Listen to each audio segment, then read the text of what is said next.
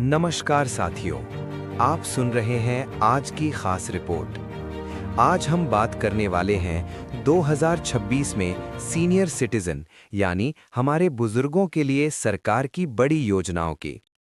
अगर आपकी उम्र 60 साल या उससे अधिक है या आपके घर में माता-पिता, दादा-दादी हैं, तो ये खबर आपके लिए बेहद ज़रूरी है। आइए जानते हैं 2026 में कौन-कौन सी सरकारी योजनाएं सीनियर सिटीजन को फायदा दे रही हैं। पहली बड़ी योजना, अटल पेंशन योजना। सरकार की महत्वपूर्ण पेंशन योजना है अटल पेंशन योजना। इस योजना के तहत 60 साल की उम्र के बाद हर महीने 1000 से 5000 रुपए तक की गारंटीड पेंशन मिलती है। 2026 में इस योजना को और मजबूत किया गया है और अधिक लोगों को जोड़ने पर जोर दिया जा रहा है। जो लोग असंगठित क्षेत्र में काम करते हैं, जैसे मजदूर, छोटे दुकानदार, किसान, उनके लिए ये योजना बहुत फायदेमंद है। दूसरी योजना, senior citizen saving scheme. Post office की सबसे सुरक्षित और लोकप्रिय योजना है सीनियर सिटीजन सेविंग स्कीम। 2026 में इस योजना पर सरकार आकर्षक ब्याज दर दे रही है। इसमें 60 वर्ष से अधिक उम्र का व्यक्ति निवेश कर सकता है। निवेश पर तिमाही ब्याज सीधे बैंक खाते में आता है। रिटायरमेंट के बाद नियमित आय के लिए ये योजना सबसे भरोसेमंद मानी जाती है।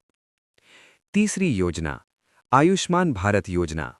स्वास्थ्य सबसे बड़ी चिंता होती है उम्र बढ़ने के साथ। इसी को ध्यान में रखते हुए सरकार चला रही है आयुष्मान भारत योजना। इसके तहत पात्र परिवारों को 5 लाख रुपए तक का मुफ्त इलाज मिलता है। 2026 में कई राज्यों में सीनियर सिटीजन के लिए स्वास्थ्य सुविधाओं का विस्तार किया गया है। सरकारी और सूचीबद्ध निजी अस्पतालों में कैशलेस इलाज की सुविधा मिलती है। चौथी योजना, प्रधानमंत्री वय वंदना योजना। रिटायरमेंट के बाद नियमित आय देने वाली एक और महत्वपूर्ण योजना है प्रधानमंत्री वय वंदना योजना। ये योजना LIC के माध्यम से चलाई जाती है।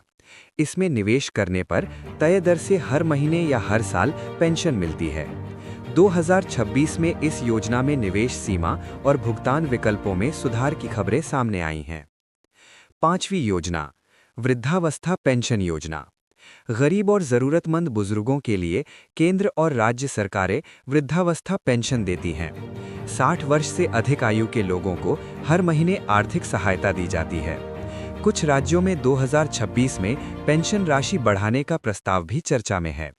इसके लिए आधार कार्ड, बैंक खाता और आय प्रमाण पत्र जरूरी होता है।